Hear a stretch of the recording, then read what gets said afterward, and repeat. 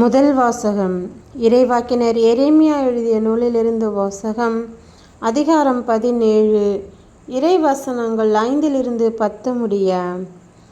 ஆண்டவர் கூறுவது இதுவே: மனிதரில் நம்பிக்கை வைப்போரும் வலுவற்ற மனிதரில் தம் வலிமையை காண்போரும் ஆண்டவரிடமிருந்து தம் இதயத்தை அகற்றிவிட்டோரும் சபிக்கப்படுவர். அத்தகையோர் பாலை நிலத்து புதர்ச்செடிக்கு ஒப்பாவர்.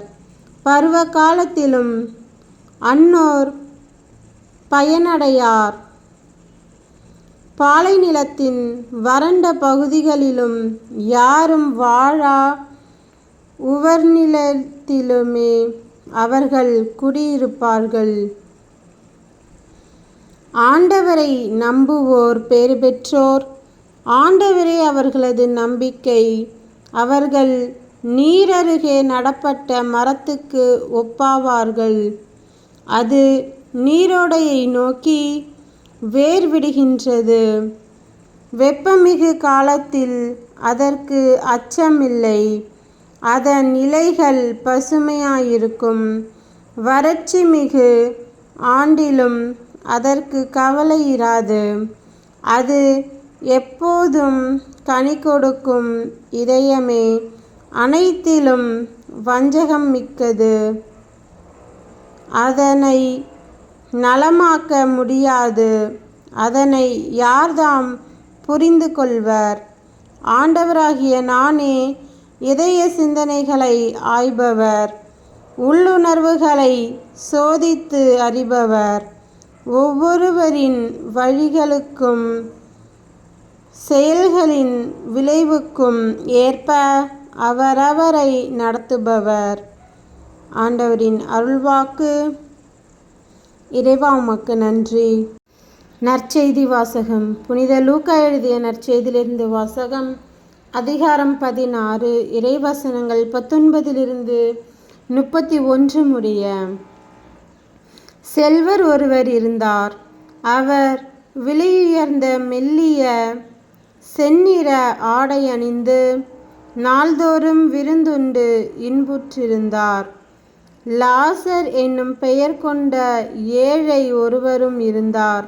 அவரது உடல் முழுவதும் புண்ணாயிருந்தது. அவர் அச்செல்வருடைய வீட்டு வாயில் அருகே கிடந்தார். அவர் செல்வருடைய மேசையிலிருந்து விழும் துண்டுகளால் பசியார விரும்பினார்.